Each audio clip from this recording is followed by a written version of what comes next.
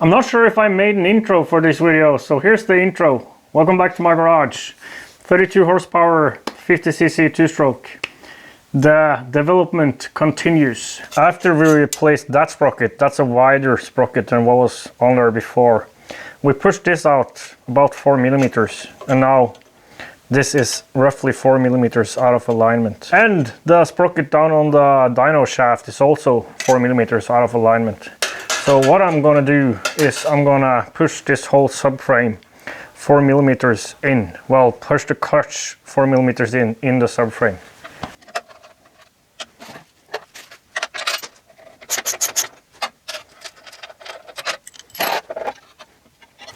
We're gonna do that simply by adding some washers here.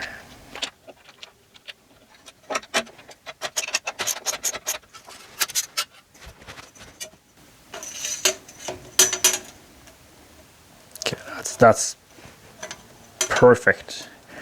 Perfect alignment. Good. Mount this through the frame versus in the slots so it doesn't slip like last time. And add a brace frame on top here.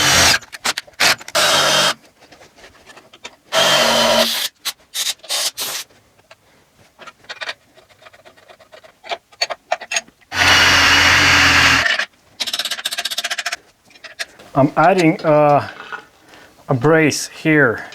It'll sit a little bit like this, just with clearance to the axle there, and like a pad of hardwood on the floor. The reason for this is to counteract the chain pulling on the whole frame.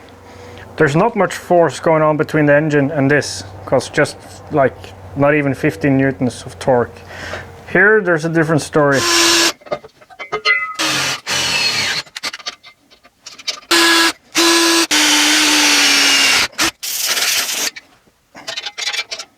Okay, so that's much stiffer, much better. That's good.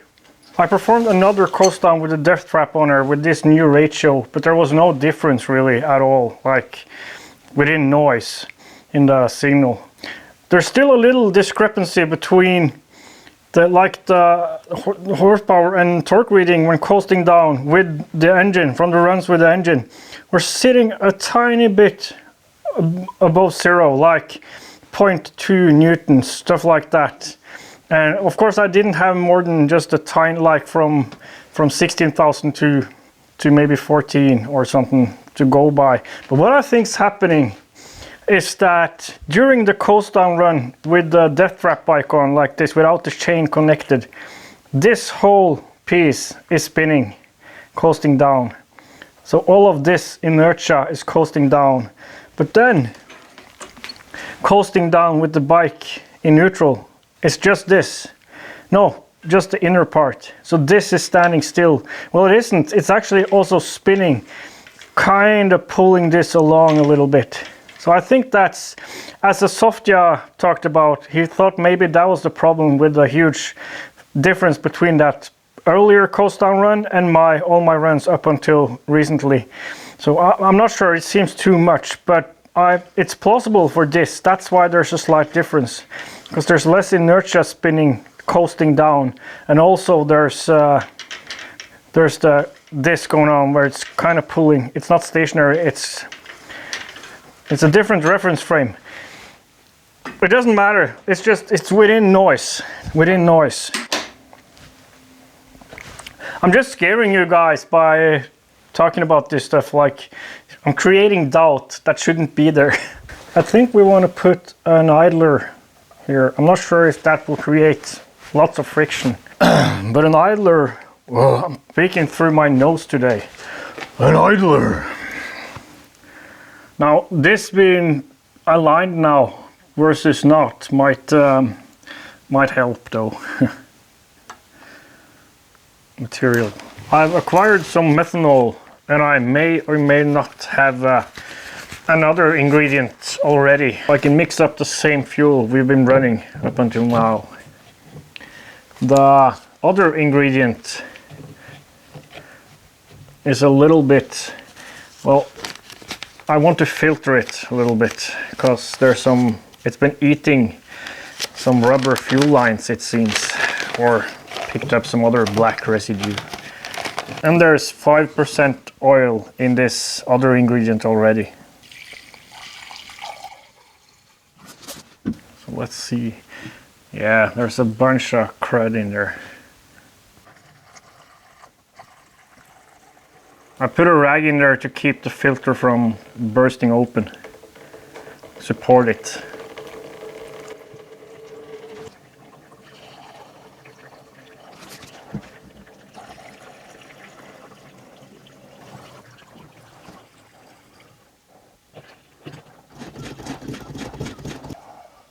Hmm? 8 liters of RC fuel.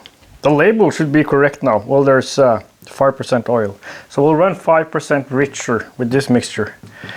I don't think that'll matter much with how insensitive to fuel, to richness this fuel is. And you might notice I started wearing gloves because my eyes are still burning and I'm seeing the doctor Tuesday. It's probably an allergy. I'm just afraid it's a methanol or something allergy because that's not a good allergy. If you can call that an allergy. I'm trying to be a little more careful. Just like I'm protecting myself from the harsh environment I'm working in here, I'm also using NordVPN to protect myself on the internet from malware, from phishing attacks, and I even turn on Threat Protection Pro because that'll keep me out of fake stores and stuff, like fake e-shops and stuff. It creates like I said it so many times, creates NordVPN. Thank you NordVPN for sponsoring yet another video. There are longest time favorite sponsor, and they create an encrypted tunnel for your data to travel in, so nobody can spy on your data and steal it. It's important, more important than ever now with AI taking over. Like the whole internet is fake now. It's just sad. It's just sad. But anyways, NordVPN will protect you. That's the point here. NordVPN protects you. And the added benefit with NordVPN is, well, it's super fast, so we won't notice you turn it on. There's no difference from not running NordVPN. You're just safer. And you can use it to pretend to be from wherever you want. And in that way, you can pretend to be from somewhere where series and games and movies are available if they're not available back home, or vice versa when you're traveling and you want to access stuff available back home. Head to nordvpn.com/twostrokestuffing for a great deal, and it's risk-free with a 30-day money-back guarantee. Thank you, NordVPN.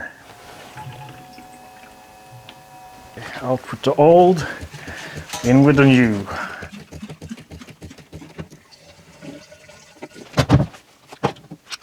Okay, fresh fuel. Hopefully the dyno is a little bit stiffer and things won't slip. Things are fastened better.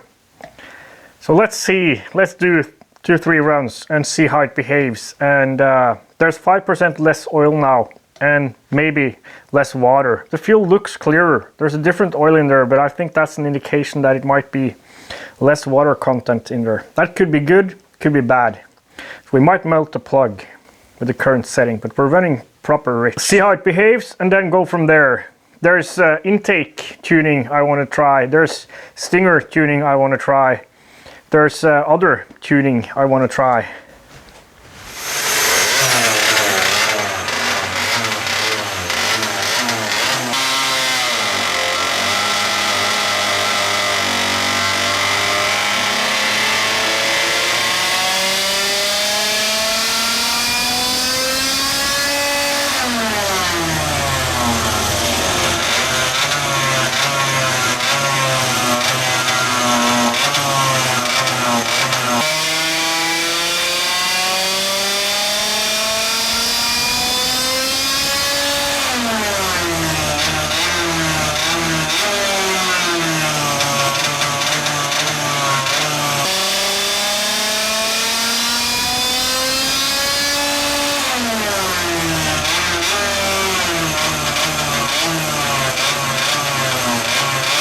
We're hovering around 32 horsepower, 31.82, 32.13 and 32.05.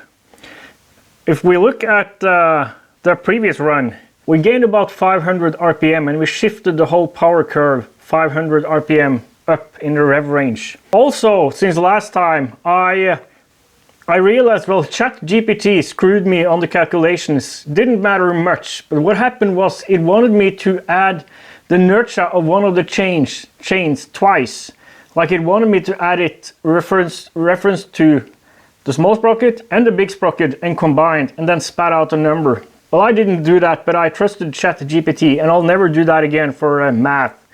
So I fixed that. I made a post, you saw it, where people could peer review my calculations and give me advice if I missed something or something like that. But they're good now. So inertia is down from it's down from 24, down to 2.21. So that previous run, I ran that with the new inertia and the new losses from rerunning the coast down run with those losses. So that's 31.5 horsepower. So we might have gained half a horsepower, maybe a little more, maybe a little less. And we gained some RPM with the new fuel. Now it might be that we want more ignition timing or more compression, a little bit more compression. Could be. The stinger restriction in my pipe is a 5mm long section of a 16mm ID section. That is starting to become a little bit too small for this kind of power. It works, but I think under longer durations, longer runs, it would have started overheating. Then again, I'm not sure how this fuel and all the cooling and all that, how that makes the stinger, make it want to size your stinger. I know on gas you can go down until you seize the engine and you'll probably gain power all the way there. But I'm not sure if that's the case with this fuel. Like with this fuel, you can go up in fuel until you just gain power. That's not the case with gas either. So, but we want to experiment with stinger size, and I think we want to go larger first, because it could be just like with fuel here, that it won't overheat because of all the cooling with a too small stinger, but it might be restricted and keeping the engine from properly scavenging the cylinder. Well, it seems like it's properly scavenging, but maybe it can scavenge even better. So I think we want to make some inserts, bigger ones, incremental ones, and we'll need smaller ones probably at bone wheel because of the elevation change. And then there's the intake, the huge 90-degree bend in the intake, which in simulations gives more power. That's why it's there. Well, a long section gives more power, the bend doesn't. The bend is there well, in the land speed bike, I want to aim the intake forwards. I think we have it faced sideways. Now in the gas engine, we ran that earlier this year and it works just fine. So it's hard to tell. And I talked to a bunch of people and they had tried different variations of forward facing intakes and ram air stuff, and many of them said just the sideways facing carb, like perpendicular to the wind, worked the best or just as well as any fancy intake with trying to do ram air or whatever. So the jury is out. You got to remember on that bike, even though the carb is like the wind direction is like this, there's so much turbulence around that bike. So we can't know if maybe there's like a calm pocket there. It's definitely turbulent.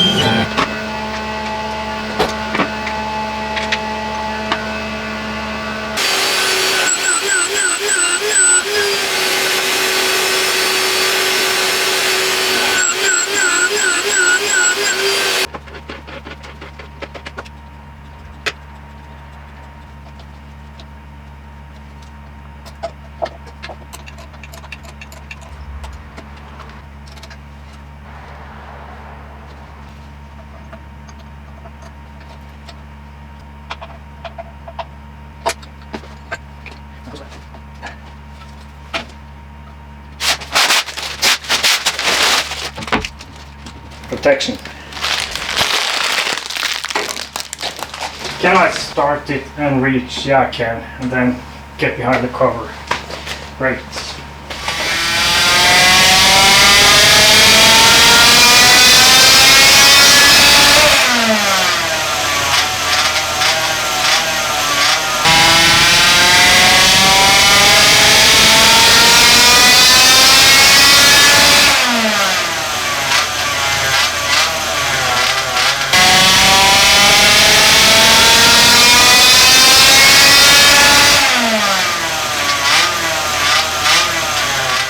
These are the 3 runs. We lost RPM and we lost horsepower.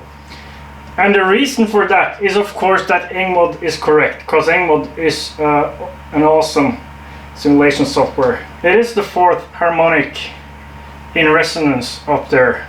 As you can see, power just falls off. With a longer intake, of course, if it was straight versus curved, that could be better. But then we don't want to have a carb hanging like super far out on a bike. And curved definitely makes more power than a shorter intake, but straight. That's what I have time for today. Tomorrow, let's play with stinger size.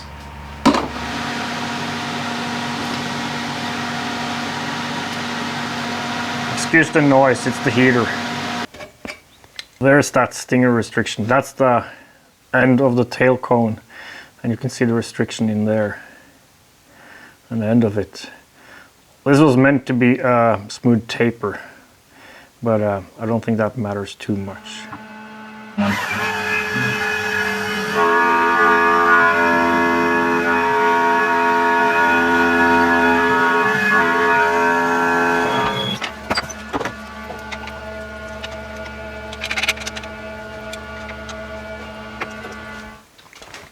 I'm leaving the chuck key in the chuck for security reasons, so it doesn't end up on the floor and somebody trips over it, something like that, you know.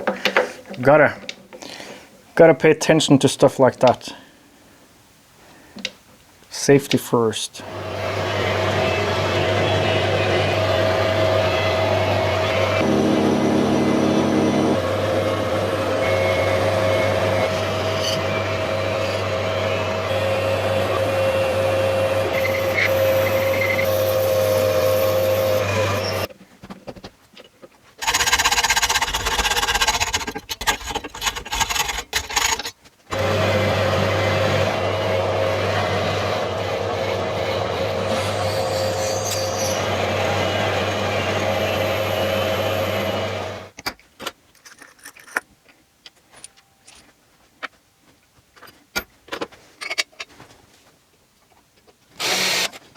The current one, 16 millimeters, and now we have 15, 17 and 18.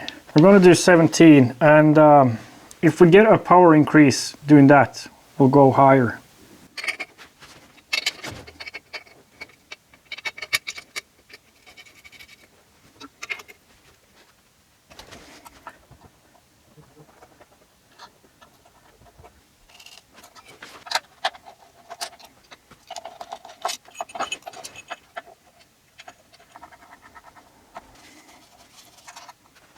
I need to find another thrust washer.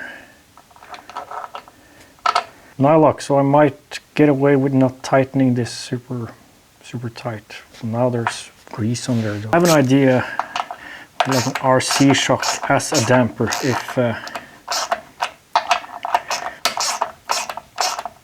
tensioning isn't enough. There.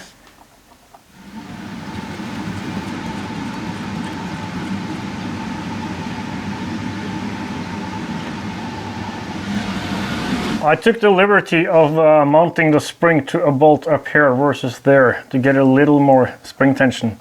And you might notice the RC shock in there, RC damper. So hopefully that can cancel out some of the high frequency vibrations. The main problem here is, well, first of all, the chain is worn and that sprocket is worn. The largest sprocket here, which means we're talking like 40 meters per second of chain speed around here. And the engine, with the torque spikes every revolution, and that's a lot of revolutions at 16,000 RPM.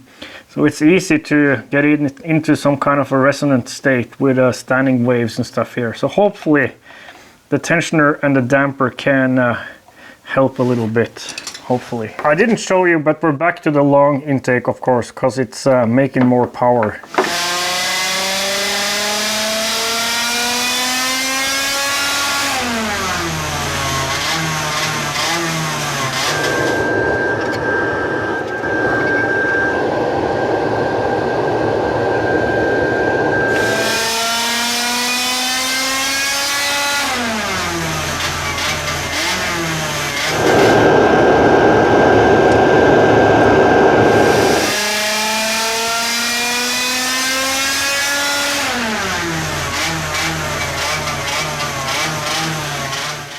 Interesting results in two ways.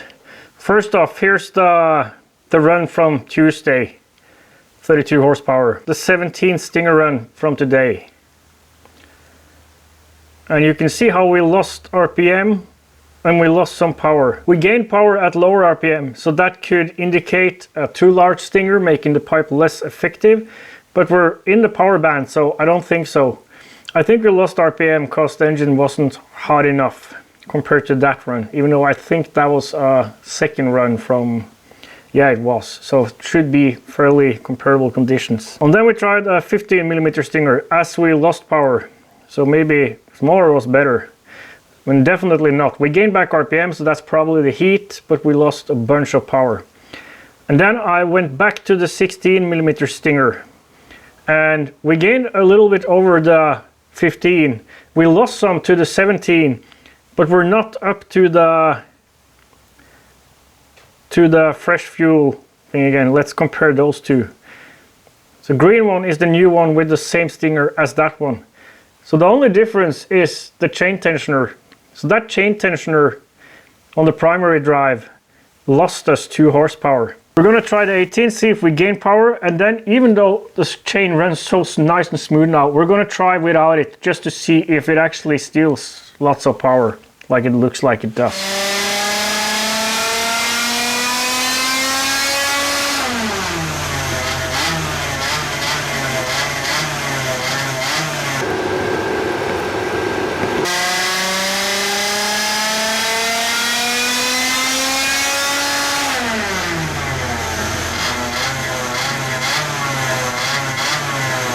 It doesn't seem like it was the chain tensioner, because now we're even more down on power. So I still think 17mm Stinger is better. I don't think the chain tensioner actually made a huge difference like I thought now.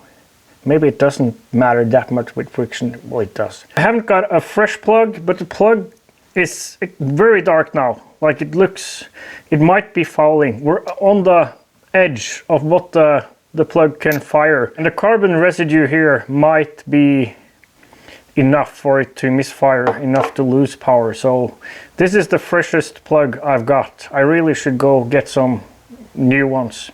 But let's try this one, which is better than this one, and see. Without the chain tensioner, with a 17mm Stinger now. See how it behaves.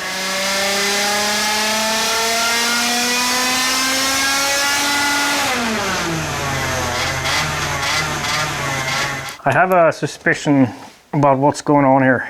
But this is getting darker than when I installed it. I have a suspicion the efficiency of the combustion efficiency is going down. That's what I think is happening, because there's no other variables here except, well, the chain tensioner didn't seem to make much of a difference. And the plugs, I put in a plug that looked good, should be good enough for, well, should work. But we're consistently down on power, and it seems to be getting worse. I think we have worn out the ring, probably, hopefully just the ring. Which makes sense, because we've been up at almost 18 bars of brake mean effective pressure, and that's the mean pressure. So combustion forces have been insane on that ring.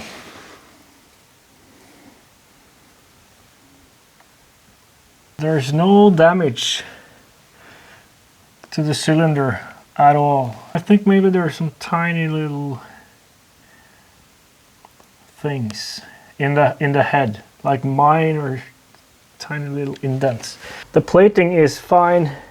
Might be some nicks in the head, like tiny nicks. Let's put a beanie over this. The conrod is rusted. The piston ring is missing one of its ends. So it's probably been clearance have probably been a tiny bit too tight. The rust specks are probably all over the crank and even bearings stuff. So this is one of the prices to pay for running this fuel. Let's WD-40 it a lot. It's not bad after all the punishment and the insane power figure, and all we've broken so far is a little bit of a ring. We'll replace the crank and bearings and stuff before it ends up in the bike. The cylinder is completely fine. The head is, there's no scratches on it actually. It's just, well, there's one, maybe a unfeelable one. Otherwise it's just a slight bit of corrosion. And the bore is completely fine. The ring gap is over 1 millimeter. I'd say 1.1, 1.2 millimeters. There's some signs of detonation, probably pre-ignition from the melting plugs times. But that's been a good while since that's been going on.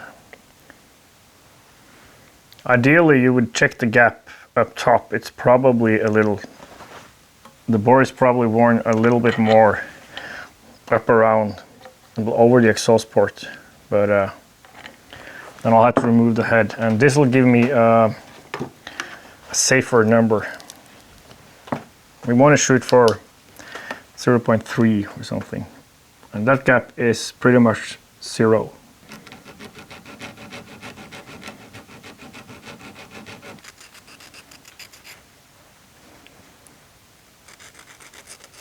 Point 0.3 goes in.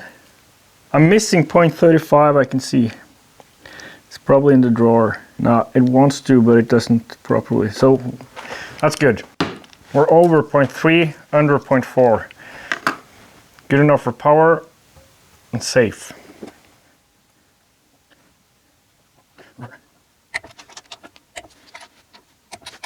I counted 100 dyno runs. They're probably a little more. And then plus all the running we've been doing outside of the dyno runs. So that's not bad for piston life for something like this. So I probably want to check on it every 50, at least 50 dyno runs, 25 probably. In real life, we'll check on it after at least every day at Bonneville, probably after a few runs if it feels different. I'll warm it up off camera, and then we'll do like 3 runs. And we should start seeing the piston ring seating and power increasing.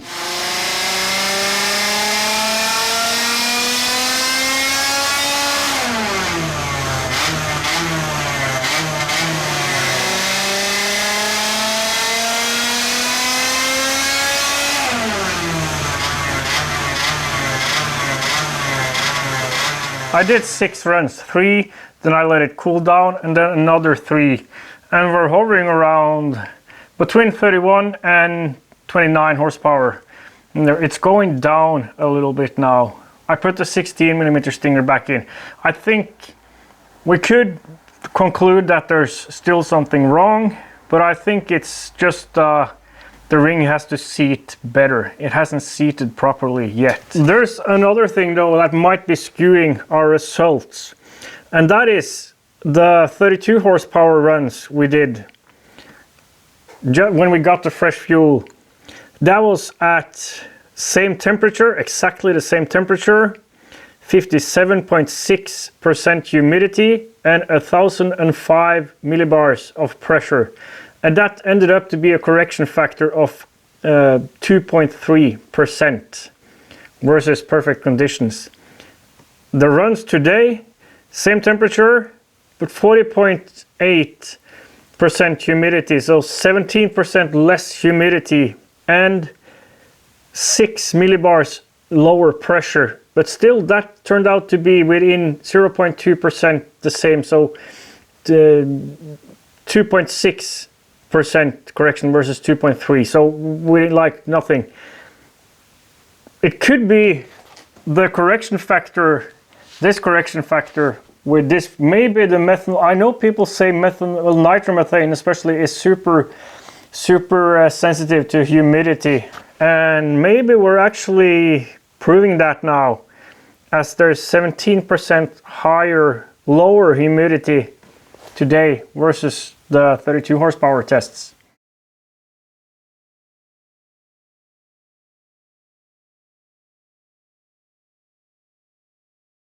Hopefully we'll get a little bit higher pressure and a little bit higher humidity next week someday, and we can see. And maybe that ring didn't make much of a difference at all. I have a suspicion humidity plays a much larger role with the nitro versus gas, maybe for methanol too. It's interesting, really interesting. Next week. Okay, see you next time.